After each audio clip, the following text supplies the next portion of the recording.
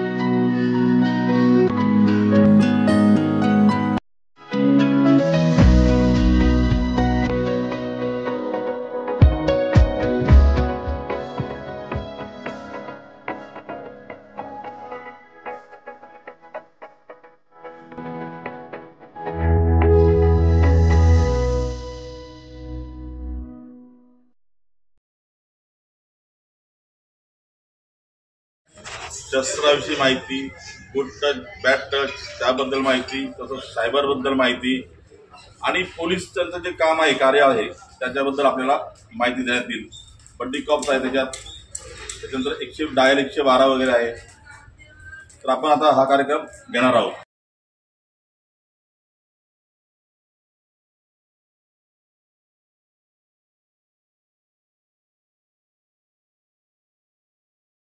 नमस्कार विद्यार्थी मित्रांनो. नमस्कार. सर्वप्रथम गोदवड पोलीस स्टेशन कडनं आपलं सर्वांचं स्वागत करतो. आज इथं तुम्हाला बोलवण्याचं औचित्य असं आहे की आज महाराष्ट्र पोलीस दिनाचा वर्धापन दिन साजरा होत आहे. 2 जानेवारी महाराष्ट्र पोलीस दलाचा वर्धापन दिन साजरा होत आहे.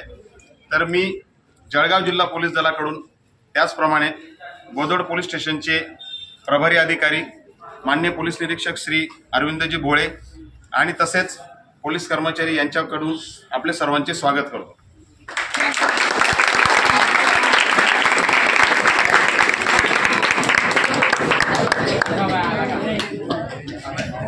आपण सर्वांनीच हे अशा प्रकारचे हत्यारे कुठे कुठे पाहिली आहेत?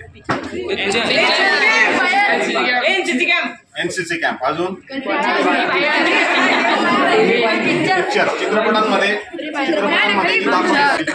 जी दाखवली जातात ती 100% खोटी आणि नकली असतात.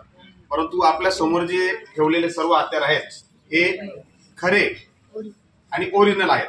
मी एक एक करून या शस्त्रांची आपल्याला थोड्याफार प्रमाणात माहिती देण्याचा प्रयत्न करेन. ते आपण आत्मसात करावे. सर्वप्रथम तुमच्या समोर ही जी रायफल ठेवलेली आहे हिचं पूर्ण नाव आहे 7.62 mm self loading rifle. 7.62 mm self loading rifle. हिला शॉर्ट फॉर्म मध्ये SLR असं म्हटलं जातं. काय म्हटलं जातं? SLR. या SLR ची याच्यामधून जे पिक्चर मध्ये तुम्ही बघतात किंवा एकदा जर हा ट्रिगर दाबला तर गोळ्या धाड धाड धाड धाड गोळ्या चालत असतात, बरोबर ना? तर हिच्यामधलं मेकॅनिझम असं आहे की ही एका वेळेस एकच गोळी फायर करते. एकदा ट्रिगर दाबला तुम्ही, एकदा हा ट्रिगर दाबला, एकदा ट्रिगर दाबला तर एक गोळी राऊंड फायर होऊन जाईल. दुसरी गोळी फायर करण्यासाठी परत याला ट्रिगरला प्रेस करावं लागणार आहे. कळलं इथपर्यंत? आता ह्या रायफल मध्ये हा पार्ट कोणता आहे सगळेजण सांगू शकतात. पिक्चरामध्ये बघितलं हा? काय म्हणतं ह्याला? मॅगझिन मध्ये काय येत असतं बरं? काय असतं याच्यामध्ये? गोळ्या. त्याला काय म्हणतात? राऊंड.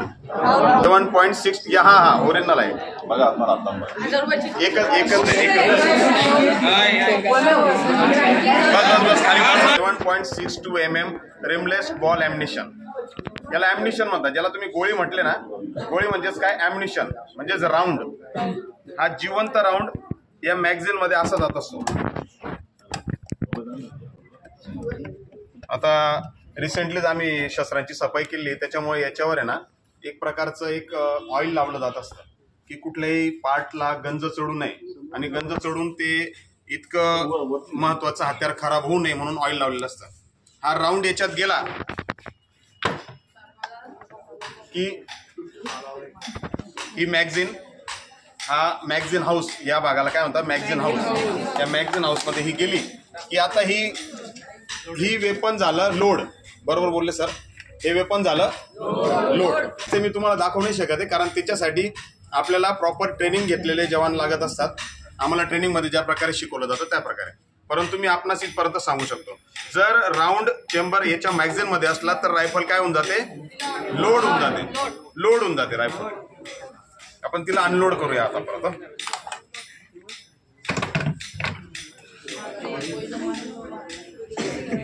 शकते, परंतु 300 मीटर का म्हटलं गेलंय, जर एक चांगला फायरर, ज्याचा याच्यामधून निशाणा घेऊन जर 300 मीटर इथं निशाणा धरलाय तर इथंच गोळी लागेल. इथपर्यंत समजलं तुम्हाला या रायफलचं वजनामध्ये? मी काय एवढं निश्चित आता सांगू शकत नाही तुम्हाला. आणि याच्यामध्ये 20 राऊंड मावतात. याच्यामध्ये किती मावतात? 20 राऊंड मावतात याच्यामध्ये. काय व्हेरी गुड. कोणी सांगितलं शॉटगन?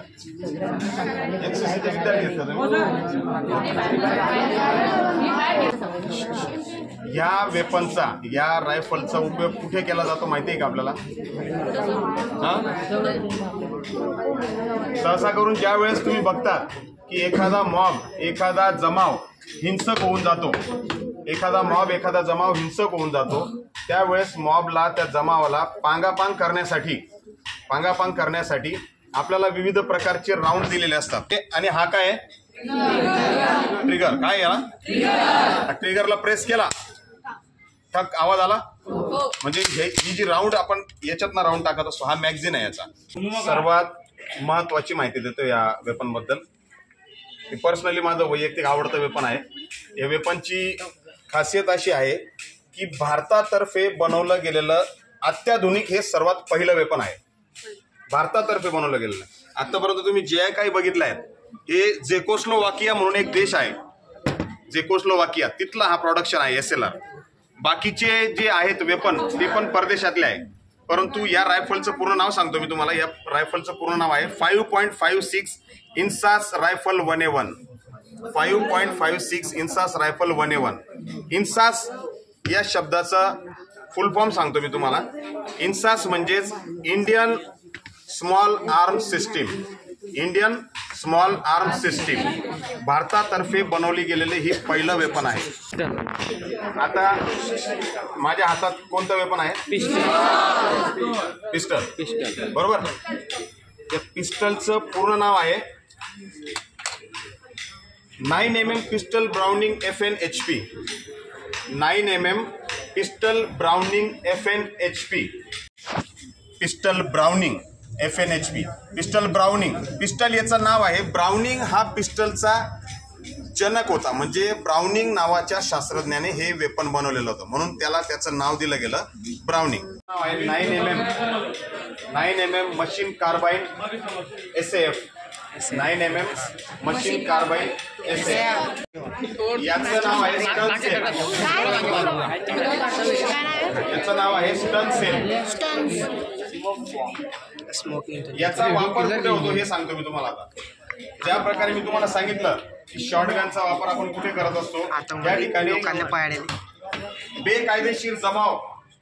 बेकायदेशीर जमाव जमलेला असेल आणि तो काही केल्या पोलिसांचं ऐकत नसेल तर त्या जमावाला पांगवण्यासाठी गॅस गन आता अवेलेबल नाही माझ्याकडे, गॅस गन मधून हा सेल टाकला जातो. हा सेल असा वरून टाकला जातो. हे त्याचं या पॉइंटवर ट्रिगरचा जर प्रेस झाला तर हा पुढचा भाग उडून त्या मॉब मध्ये पडणार आणि त्या मॉब मध्ये एक मोठा धमाका होणार. धमाका म्हणजे कळलं ना तुम्हाला? ज्याच्यामध्ये छोट्या प्रमाणात अग्नी प्रज्वलित होईल, मात्र आवाज खूप मोठा होईल. ज्या प्रकारे तुम्ही विहिरीत, खेडेगावात बघितलं असेल, विहिरीत एखाद्या बार लावतात, ब्लास्टिंग, खूप मोठ्या प्रमाणात आवाज होतो, तसा हा आवाज करत असतो. याच्याने कोणताही माणूस मरणार नाही. परंतु जर हा एखाद्या माणसाच्या खूप जवळ, शरीराच्या खूप जवळ जर ब्लास्ट झाला तर गंभीर दुखापत होऊ शकते. Hand grenade. फिल्ममध्ये तुम्ही बघित असाल. नाही ते तर बरोबर ना? असं हा. मग तो तर हा अश्रुधूर आहे. Smoke hand grenade. पट्टी दिसते सर्वांना? लिव्हर पट्टी म्हणतात. काय म्हणतात सर? लिव्हर पट्टी. या बॉम्बचाही उपयोग सेम बेकायदेशीर जमावाला पांगापांग करण्यासाठी असतो. महाराष्ट्र पोलीस दलाचा वर्धापन दिन म्हणून साजरा केला जात आहे आणि या वर्धापन दिनाचे औचित्य साधून आम्ही विविध प्रकारचं मार्गदर्शन या ठिकाणी आयोजित केलं आहे. मार्गदर्शनाचं एक सेशन आहे की पोलीस खात्यामध्ये जी हत्यारं आहेत त्या हत्यारांची थोडक्यात माहिती घेऊन घ्या. तुम्ही बऱ्यापैकी माहिती ऐकूनच घेतली असेल. आता तुम्ही थोडा प्रयत्न करेल शॉर्टकट हां एवढं काही सगळ्यांना सांगणार. तर या वेपनचं नाव काय ऐकलं तुम्ही आता?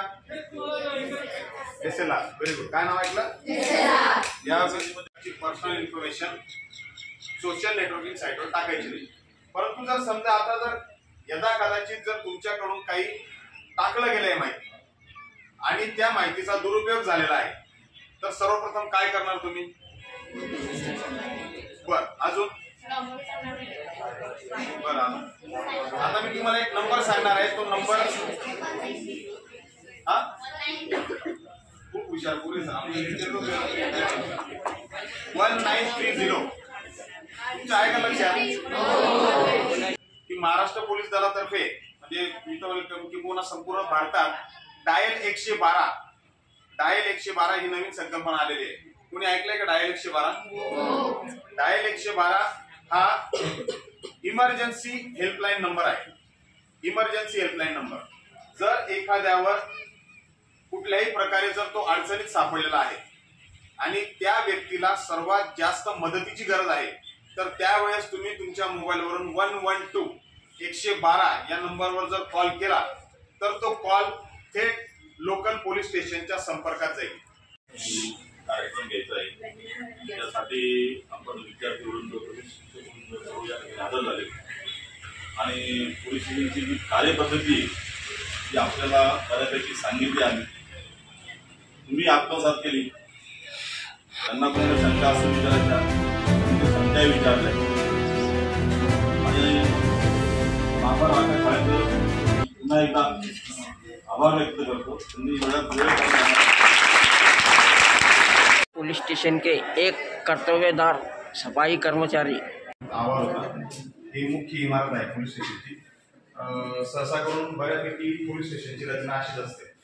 सर्वप्रथम येणारा तक्रारदार पोलीस स्टेशनला कोण येत असतं? तक्रार घेऊन येणार असतो. तक्रारदार जो असतो तो आमच्या ठाणे अंमलदारांना भेटत असतो. आज ठाणे अंमलदार म्हणून माझ्या साहेबांची ड्युटी. तर कुठलाही तक्रारदार आल्यानंतर तो ठाणे अंमलदारांना भेटत असतो. पोलीस स्टेशनमध्ये 24 तासाकरिता म्हणजे कंटिन्युअसली 8 ते 2 सकाळी 8 ते दुपारी 2 ते रात्री 8 आणि रात्री 8 ते पुन्हा सकाळी 8 पर्यंत अशा 3 शिफ्टमध्ये एक ठाणे अंमलदार आणि एक मदतनीस हजरपाळी ज्याला म्हणत असतो तसे असतात. हे आहे बंदीगृह, कारागृह, जेल. कुठल्याही आरोपीवर जर गुन्हा दाखल झाला आणि त्या आरोपीला जेव्हा पोलीस ताब्यात घेत असतात तर 24 तासापेक्षा ज्यावेळेस त्याला जास्त ठेवावं लागत असतं त्यावेळेस आम्ही त्याला या ठिकाणी ठेवत असतो.